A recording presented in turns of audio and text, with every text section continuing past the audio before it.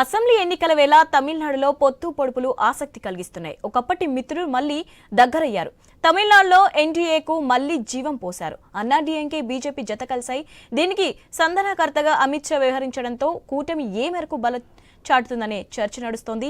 తమిళనాడులో అధికార డిఎంకేను ఓడించాలన్నదే ఎన్డీఏ లక్ష్యం. అయితే గతంలో అన్నాడీఎంకే బీజేపీ కలిసి ఉండేవి. మధ్యలో బీజేపీ తమిళనాడు అధ్యక్షుడు అన్నామలై మాజీ సీఎం జయలలితపై చేసిన కామెంట్స్ కటిఫ్ చెప్పే వరకు వెళ్లాయి. అన్నాడీఎంకే నాడు బీజేపీకి రామ్ చెప్పేసింది. కానీ రెండు పక్షాలు ప్రస్తుతం మనసు మార్చుకున్నాయి. కలిసి సాగితేనే కలదు సుఖం అన్నట్టుగా యుగల గీతాలు పాడుతున్నాయి. పొత్తుకు ఇబ్బంది అనుకున్న అన్నామలైను తమిళనాడు బీజేపీ అధ్యక్ష పదవి నుంచి తప్పించారు. అన్నామలై సేవలను జాతీయ స్థాయిలో పార్టీ ఉపయోగించుకుంటుందని స్వయంగా అమిత్ షా ప్రకటించారు.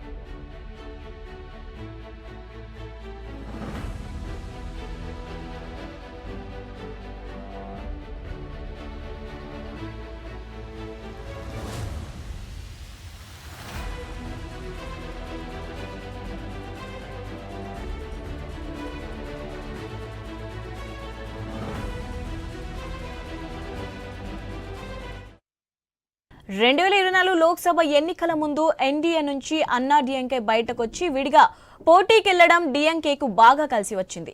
గత పార్లమెంటు ఎన్నికల్లో 39 స్థానాలు డీఎంకేకు దక్కాయి. తమిళనాట ఒంటరిగా ఎదుగుదామని ఆశించిన బీజేపీకి ఆ ఎన్నికల్లో భంగపాటు తప్పలేదు. వీటన్నింటినీ దృష్టిలో పెట్టుకుని వచ్చే ఏడాది జరిగే అసెంబ్లీ ఎన్నికలకు ఇప్పటి నుంచే దిద్దుబాటు చర్యలు చేపట్టాయి రెండు పార్టీలు.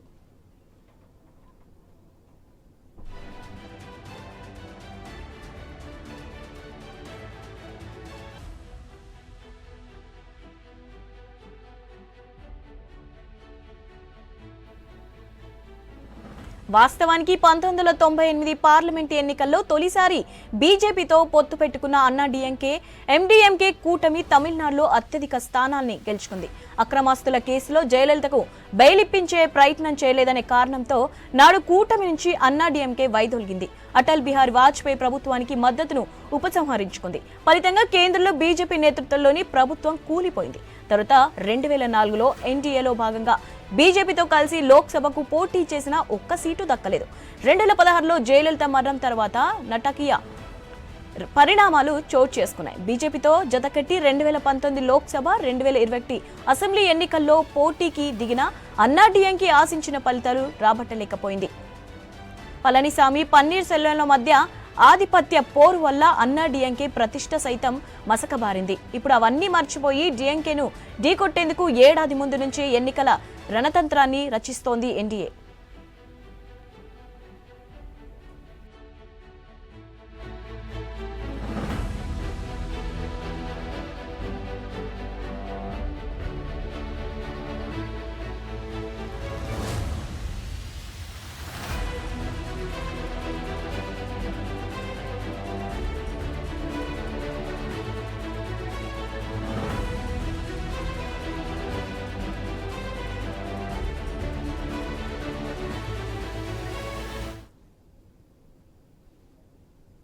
అసెంబ్లీ ఎన్నికల వేళ తమిళనాడులో పొత్తు పొడుపులు ఆసక్తి కలిగిస్తున్నాయి. ఒకప్పటి మిత్రులు మళ్లీ దగ్గరయ్యారు. వీటన్నిటిపైన అప్డేట్స్ అందించడానికి మా ఇన్పుట్ ఎడిటర్ శ్రీకాంత్ ఉన్నారు. శ్రీకాంత్.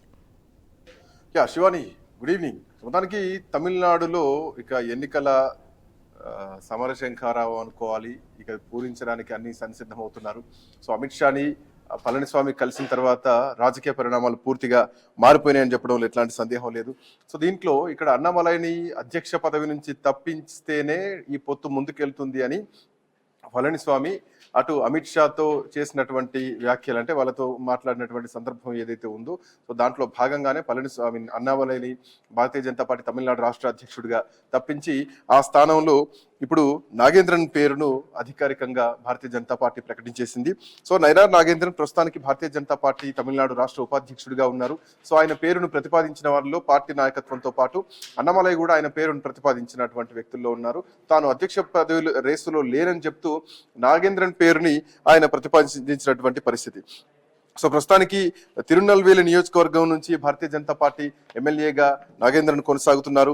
టీనగర్లోని భారతీయ జనతా పార్టీ రాష్ట్ర ప్రధాన కార్యాలయంలో నిన్న శుక్రవారం ఆయన నామినేషన్ కూడా వేయడం జరిగింది. సో ఇట్లాంటి నేపథ్యంలో కొన్ని కీలకమైనటువంటి వ్యాఖ్యలు ఈ రోజు తమిళనాడులో చక్కర్లు కొడుతున్నాయి. అంటే కూటమి కలవగానే, కూటమి పొత్తు కుదరగానే కీలకమైనటువంటి నాయకులంతా కూడా ఇక ఎన్నికల బరిలోకి దిగాలంటూ కూడా ఇప్పటికే దిశానిర్దేశం చేసుకుంటున్నారు. ఏఐడిఎంకే భారతీయ జనతా పార్టీ పొత్తులో ఉండి ఈసారి ఖచ్చితంగా డిఎంకే స్టాలిన్ ను గద్దె దింపాలన్నటువంటి ఉద్దేశంతో చాలా కంకరబద్ధంగా వెళ్తున్నటువంటి పరిస్థితి కనిపిస్తోంది.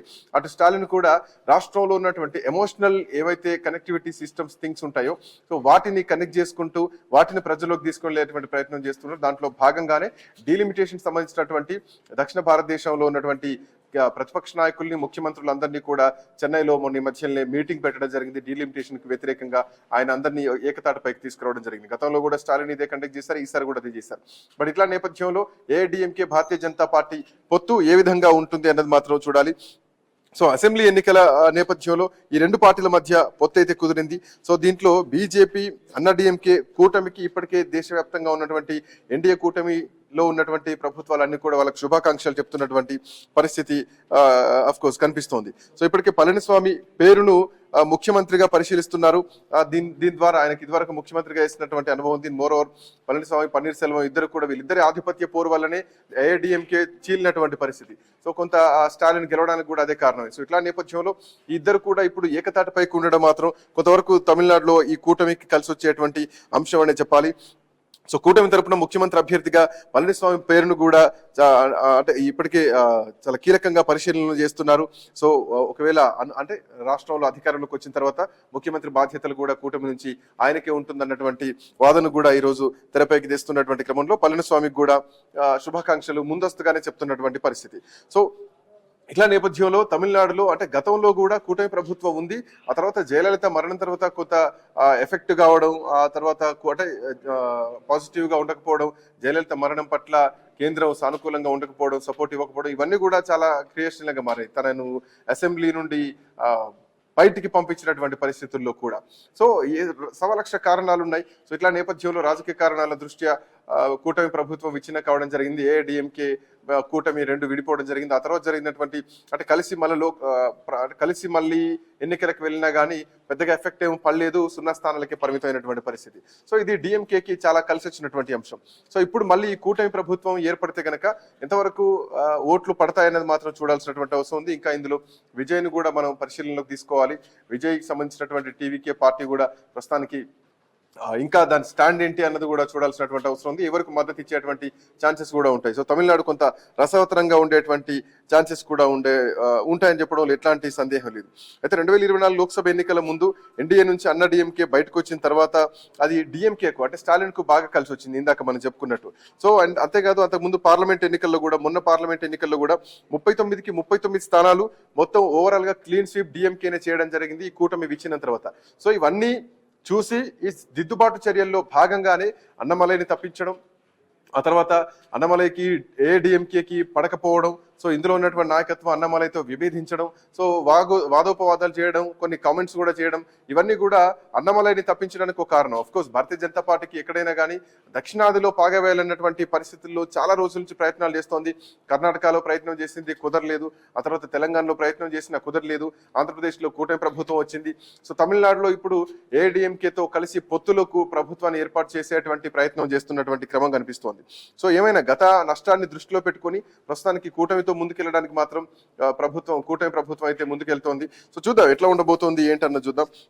సో మనతో పాటు భారతీయ జనతా పార్టీ సీనియర్ నాయకులు రామరెడ్డి గారు ప్రస్తుతానికి అందుబాటులో ఉన్నారు. రామరెడ్డి గారు, గుడ్ ఈవినింగ్. నమస్కారం.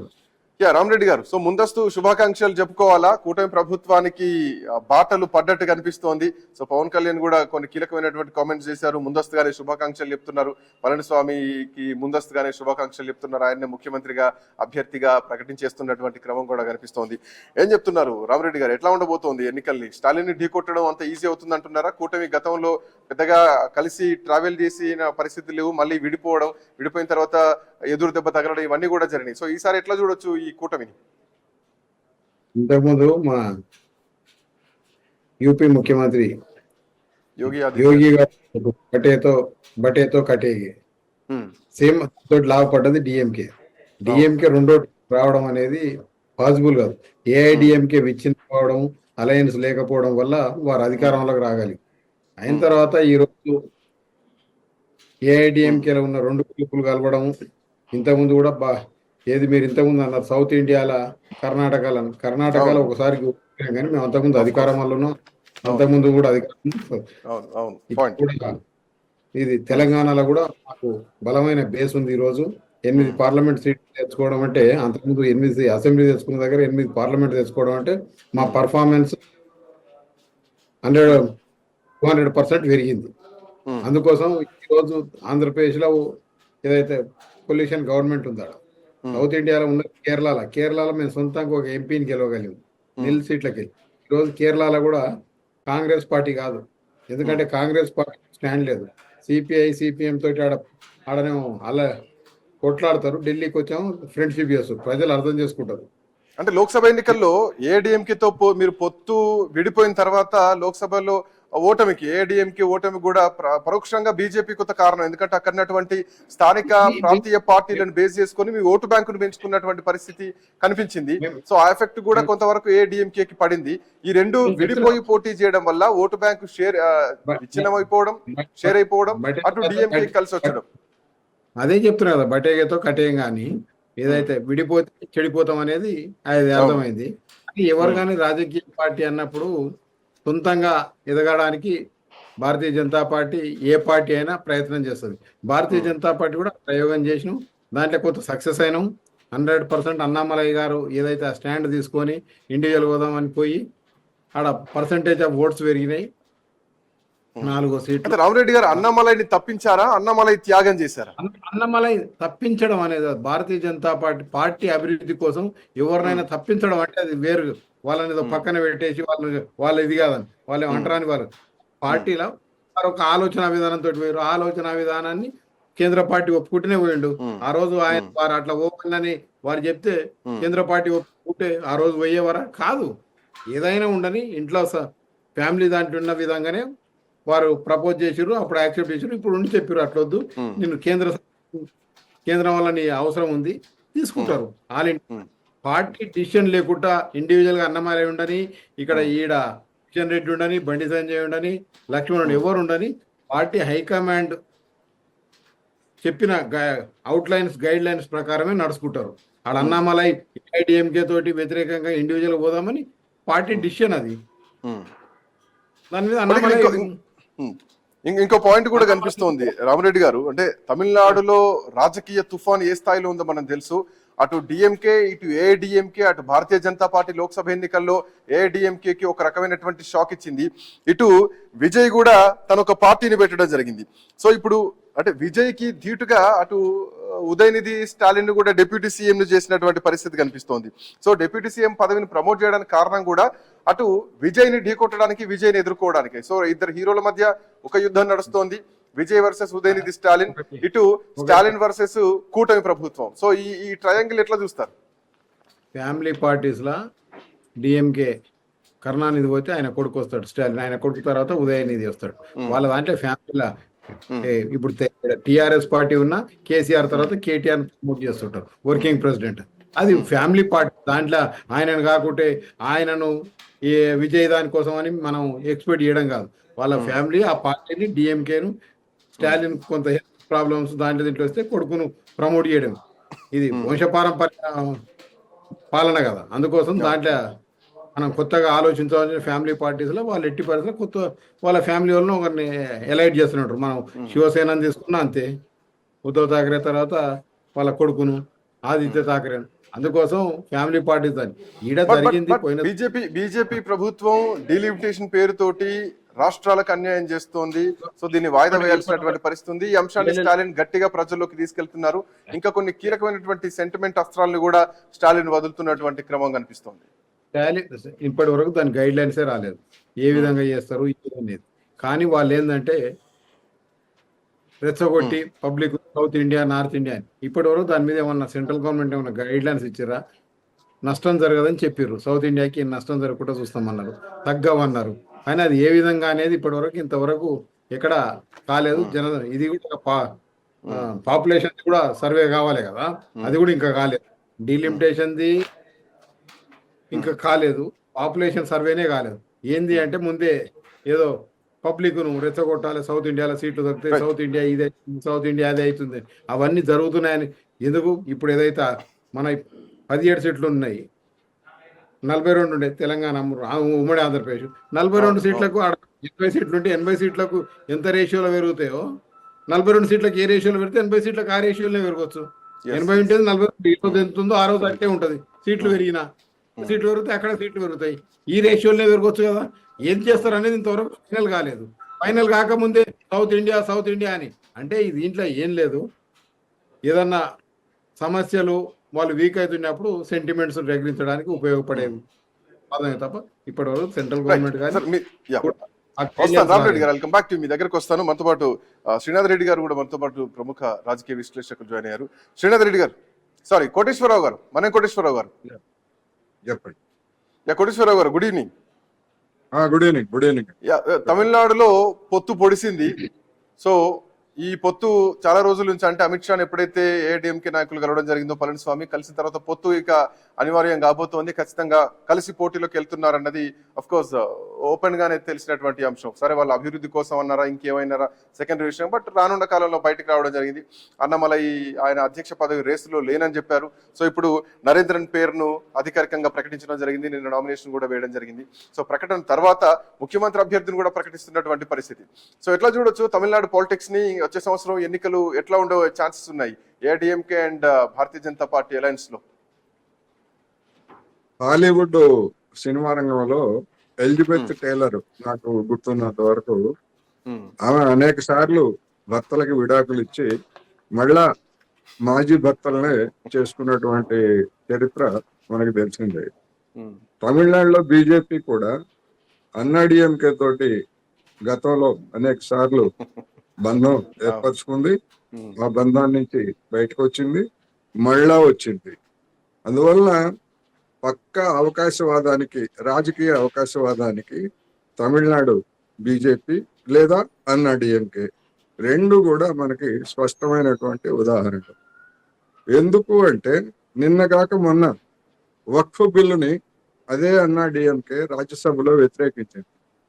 అటువంటి పార్టీని, అంటే రాజ్యసభలో వక్ఫ్ బిల్లును వ్యతిరేకించినటువంటి వాళ్ళందరినీ ముస్లిం సంతుష్టీకరణ పార్టీలు గాను లేదా ముస్లిం అనుకూల పార్టీలు గాను వర్ణించినటువంటి బీజేపీ నాయకులు ఇప్పుడు అదే అన్నాడీఎంకే నాయకత్వంలో ఆ ఎన్నికల్లో పోటీ చేయడానికి మరి ఏ విధమైనటువంటి రాజకీయ విలువలు లేకపోతే విలువలు జనంలో ఉన్నటువంటి ప్రశ్న. అయితే ఇంత ఈ చేసినా కూడా చివరికి అన్నామలైని బలిపెట్టారనేది నా అభిప్రాయం. అన్నామలైని బలిపెట్టారంటే నాకైతే ఆయన మీద సానుభూతి ఉందని కాదు. ఎందుకంటే మనం తెలంగాణలో చూసాం, అధికారానికి రాబోతున్నాం, అధికారానికి రావాలంటే బండి సంజయ్ గారు ఆటంకంగా ఉంటాడు, అందుకని బండి సంజయ్ని తప్పించి కిషన్ రెడ్డి గారిని పెట్టారు. బండి సంజయ్ని తప్పించము, ఎన్నికల వరకు ఆయనే ఉంటాడని చెప్పేసి స్వయంగా చెప్పింది బీజేపీ నాయకులే. చూశారు. ఇప్పుడు అన్నామలైని అక్కడ ఎందుకు అంటే అక్కడ అన్నాడీఎంకే నాయకుడు అన్నామలై ఉంటే మీతోటి సర్దుబాటు సమస్య లేదు అని చెప్పేసి తెగేసి చెప్పిన తర్వాత ఈ పరిణామం జరిగింది. అందువలన ఇంత చేసినా గానీ ఫలితం దక్కుతుందా అనేటువంటిది ఇప్పుడు పెద్ద ప్రశ్న అనేది నాకు. సో ఇప్పుడు అంటే ఏఐడిఎంకే వర్షన్ చూస్తే కరెక్ట్ గానే ఉంది. బట్ భారతీయ జనతా పార్టీ అడుగు తప్పింది అనుకోవాలా, తప్పుడు అడుగు వేసింది అనుకోవాలా? అన్నాడీఎంకే లాంటి ఒక నాయకుడిని, ప్రజాబలం ఉన్న నాయకుడిని పక్కన పెట్టేసి కేవలం రాజకీయాల కోసం ఏఐడిఎంకేతో ముందు పోవడం? అది ఆ పార్టీ అంతర్గత వ్యవహారం. అధికారం కోసం ఏమైనా చేయగలదు అనేటువంటిది తెలంగాణలో చూసాము, అదే విధంగా ఆంధ్రప్రదేశ్ లో చూసాము. ఒక నాయకుడిని తీసుకొచ్చి అధ్యక్షుడిని చేశారు. ఆ అధ్యక్షుడి కాస్త చివరికి మన కన్నా లక్ష్మీనారాయణ తెలుగుదేశం పార్టీలో చేరటం, ఇవన్నీ కూడా అలాంటి ప్రయోగాలు చేయడంలో బీజేపీ ముఖ్యంగా దక్షిణాదిన చెప్తోంది. ఇప్పుడు రామిరెడ్డి గారు కుటుంబ పార్టీల గురించి చెప్తున్నారు. మరి పక్కనే ఉన్నటువంటి కర్ణాటకలో యడ్యూరప్ప కొడుకుల సంగతి ఏమిటి అనేటువంటిది బహుశా ఆయన ఎవరు ప్రశ్నించరు అనేటువంటి ధైర్యం కావచ్చు. అందుకని ఒకసారి అధికారానికి వచ్చిన తర్వాత, అధికార రుచి మరిగిన తర్వాత బీజేపీలో కూడా కుటుంబం లేకపోతే ఇంకోటి అనేటువంటిది అది అందరూ అనివార్యంగా కనిపిస్తా ఉంది. ఉత్తరాదిన మరి వసుంధర రాజే కొడుకేమో ఎంపీ, మరి రాజ్నాథ్ సింగ్ కొడుకేమో ఎమ్మెల్యే. ఇట్లా అనేక మంది పేర్లని ఉదాహరించవచ్చు. కుటుంబ వారసత్వం ఎట్లా తయారవుతా ఉండేది. అందుకని ఇవన్నీ కూడా ఉన్నాయి. అయితే ఇప్పుడు బీజేపీ ఏం బాగుంటుంది అన్నాడీఎంకే తోటి అనేటువంటిది ఒక ప్రశ్న. వాళ్ళు ప్రధానంగా చెప్తుంది ఏంటంటే, పోయిన లోక్సభ ఎన్నికల్లో విడివిడిగా పోటీ చేశారు రెండు పార్టీలు, డిఎంకేను బీజేపీ రెండు కలిసాయి. అన్నాడీఎంకే విడిగా వేరే ఒక చిన్న పార్టీ తోటి కలిసి పోటీ చేసింది. అప్పుడు ఆ లెక్కలను బట్టి ఏం చెప్తున్నారంటే 13 లోక్సభ నియోజకవర్గాల్లో ఈ మూడు పార్టీలు అంటే బీజేపీ కూటమి అదే విధంగా అన్నాడీఎంకే కలిస్తే 13 నియోజకవర్గాల్లో మెజారిటీ వచ్చింది అని చెప్పేసి చెప్తున్నారు. ఆ లెక్కను చూసుకున్నప్పటికీ 78 అసెంబ్లీ కాన్స్టిట్యున్సీస్ లోనే ఆ మెజారిటీ మనకి కనిపిస్తా ఉంది. అట్లా చూసుకున్నా గానీ మరి అధికారానికి ఎట్లా వస్తుందని చెప్తున్నారో ఒకటి. రెండోది, ఇప్పుడు వక్ఫ్ బిల్లుని ఏ విధంగా ఆమోదించారో దాన్ని ఏ విధంగా మేము అమలు జరుపుతామని చెప్తున్నారో, అలాంటి పార్టీకి మద్దతుదారులుగా ఉన్నటువంటి ముస్లింస్ మరి ఈ కూటమికి ఎట్లా ఓటేస్తారు, ఇలాంటి అనేకమైనటువంటి సమస్యలు ఉన్నాయి. అందువలన రాబోయేటువంటి ఎన్నికలు ఒక విధంగా సంకుల సమరంగానే సాగుతాయి. ఎందుకంటే అన్నాడీఎంకేకి లేదా బీజేపీ దగ్గర బోల్డ్ డబ్బులు ఉన్నాయి. సరే, డిఎంకే కూడా ఉన్నాయి, లేవని నేను అంటలేదు. అందువలన రాజకీయంగా మరి అన్నామలైని బలిపెట్టి ఆయనకి ఏదో కేంద్ర పదవి ఇస్తా ఉన్నారు. విజయ్ పాత్రను ఎట్లా చూడొచ్చు కోటేశ్వరరావు గారు? సో విజయ్ కూడా ఒక కొత్త పార్టీ పెట్టడం జరిగింది. ప్రస్తుతానికి ఎవరితో పొత్తులు లేకపోయినా గానీ సో విజయ్ స్ట్రాటజీ ఎట్లా ఉండే ఛాన్సెస్ ఉంటాయనుకోవచ్చు. విజయ్ స్ట్రాటజీ చూస్తే, విజయ్ స్ట్రాటజీలో ఇప్పుడు బీజేపీకి వ్యతిరేకం అని చెప్తున్నాడు, అదే విధంగా డిఎంకే కూడా వ్యతిరేకం అని చెప్తున్నాడు. అసంతృప్తి చెందినటువంటి వాళ్ళు లేదా మరొకళ్ళు మన విజయ్ తరఫున కొంతమంది చేరొచ్చు. ఇప్పుడు మరొక పవన్ కళ్యాణ్ లాగా అంటే హడావుడి చేసి 6%. ఆంధ్రప్రదేశ్ లో మొదట్లో పవన్ కళ్యాణ్ కూడా కేంద్రాన్ని విమర్శించారు. సో 2 లడ్డూలు ఇచ్చారు కేంద్రం అంటూ కూడా ఆ రోజు తెలుగుదేశం పార్టీని కేంద్రాన్ని విమర్శించారు. సో అప్పట్లో సిద్ధాంతం వేరు, భగత్ సింగ్ సిద్ధాంతం అన్నారు, చెగువేర సిద్ధాంతం అన్నారు. ఇప్పుడు పూర్తిగా సనాతన ధర్మం సిద్ధాంతంలోకి పవన్ కళ్యాణ్ పూర్తిగా అంటే ఒక ట్రాన్స్ఫర్మేషన్ జరిగింది మనం చూస్తున్నాం. సో విజయ్ విషయంలో కూడా భారతీయ జనతా పార్టీ ఎట్లాంటి అట్రాక్షన్ లోకి ఏమైనా తీసుకెళ్తుంది అనుకోవచ్చా?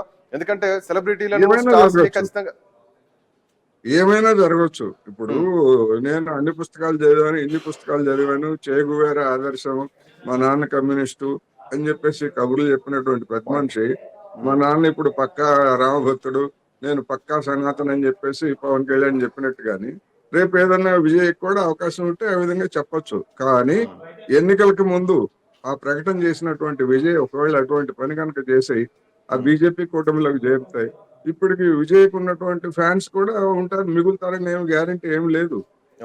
అందువలన ఒకవేళ అతను కనుక పోటీ చేసేట్లయితే అది ఇప్పుడున్నటువంటి దాని ప్రకారం నేను అనుకోవటం డిఎంకే కూటమికే లబ్ధి చేకూర్చేటువంటి అవకాశం ఉందనేది నా అభిప్రాయం.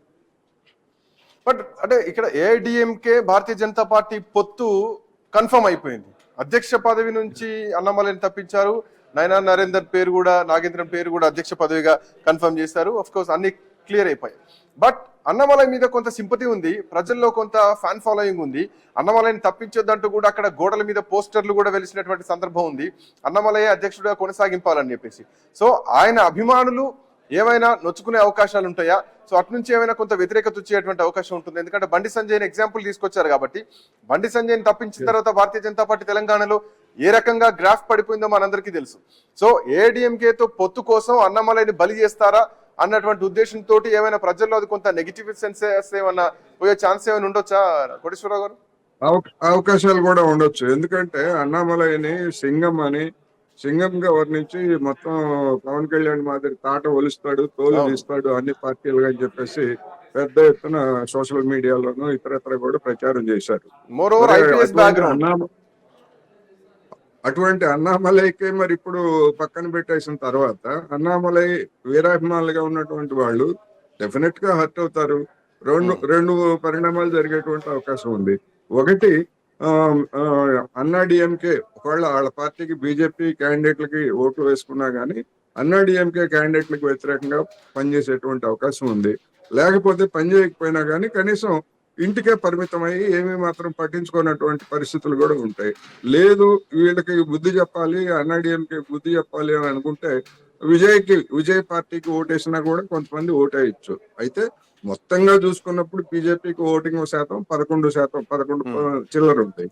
అందువల్ల ఎంతమంది పోతారు ఏమిటి అనేటువంటి మీరు అన్నట్టుగా డెఫినెట్ గా వీరాభిమానులుగా ఉన్నటువంటి వాళ్ళు జీర్ణించుకునేటువంటి అవకాశం లేదు. రెండోది అధ్యక్ష పదవికి ఉండటానికి వీల్లేదని చెప్పేసి ఎడప్పాడి పళనిస్వామి ఆయన షరతు పెట్టాడంటే రేపు ఎన్నికల ప్రచారానికి వస్తే అన్నామలై పక్కన కూర్చొని ప్రచారం చేయడానికి కూడా అంగీకరిస్తాడని నేనైతే అనుకోవట్లేదు. ఎందుకు అంటే ఆయన్ని ఆ విధంగా కనుక చేసేట్లయితే, ఎందుకంటే గతంలో జయలలిత పాలన మీద మన అన్నామలై తీవ్రమైనటువంటి విమర్శలు చేశాడు. అటువంటి ఆ విమర్శలని అప్పుడు ఈ అన్నా డిఎంకే వాళ్ళు తీవ్రంగా విమర్శించి ఆ కారణంగా కూడా గత ఎన్నికల్లో విడిపోయారు. మరి అటువంటి వాళ్ళు ఎందుకంటే ప్రత్యర్థులు ఊరుకోరు కదా, వాళ్ళు మూసిపెట్టుకున్నా గానీ బీజేపీ అన్నా డిఎంకే వాళ్ళు ఆ విషయాలన్నీ మూసిపెట్టుకున్నా గానీ డిఎంకే కూటమి వాళ్ళు అవన్నీ పాత తవ్వి తీస్తారు కదా. ఇప్పుడు మనం తెలంగాణలో ఆంధ్రప్రదేశ్ లో మనం చూస్తున్నాం కదా. అందువలన అది ఏ విధంగా చూసినప్పటికీ అది అంటే అనివార్యమై ఇక అన్నా డిఎంకేకి అనివార్యం, బీజేపీకి అంతకంటే అనివార్యం అనేది మనకి కనిపిస్తున్నది తప్ప అది వృత్తం జెండా ఫలం దక్కదేమో అనేది మాత్రం నేను చెప్పగలను. Let's see. Anyway thank you Koteswararao garu, thank you Rama Reddy గారు. సో తమిళనాడు రాజకీయాల్లో కీలకమైనటువంటి పరిణామం ఏఐడిఎంకేతో భారతీయ జనతా పార్టీ పొత్తు వికసించిన తర్వాత అధ్యక్ష పదవి కూడా కన్ఫర్మ్ అయిపోయింది. సో కొత్త అధ్యక్షుడిగా మారిన తర్వాత నయనార్ నాగేంద్రన్ని కొత్త అధ్యక్షుడిగా ప్రకటించిన తర్వాత ఎంతవరకు ఈ కూటమి ముందుకెళ్తుంది, అన్నామలై ఎంతవరకు ప్రచారంలో పాల్గొంటారు, ఏఐడిఎంకేని విమర్శించినటువంటి అన్నామలై ఈసారి ఏఐడిఎంకే భారతీయ జనతా పార్టీ పొత్తులో ఎన్నికల ప్రచారంలో ఎట్లా పాల్గొనబోతున్నారు, స్టాలిన్ ఎట్లా ఎదుర్కోబోతున్నారు, స్టాలిన్ ఎంతవరకు ఢీకొట్టగలుగుతారు, విజయ్ పాత్ర ఎట్లా ఉండబోతోంది, ఇంకొక సంవత్సరం కాలం ఉంది, వచ్చే సంవత్సరం 2026లో అసెంబ్లీ ఎన్నికలు తమిళనాడులో జరగబోతున్నటువంటి క్రమంలో ఇప్పటికే రాజకీయ వేడి మొదలైపోయింది. ఎన్నికల కథన రంగంలోకి, ఎన్నికల బరిలోకి, ఎన్నికల ప్రచారంలోకి అక్కడ కార్యకర్తలు నాయకులు సంవత్సరం ముందుగానే దిగినటువంటి పరిస్థితి. Let's see. That's all for now. Next updates continue అయితే కీప్ వాచింగ్ ఐ న్యూస్.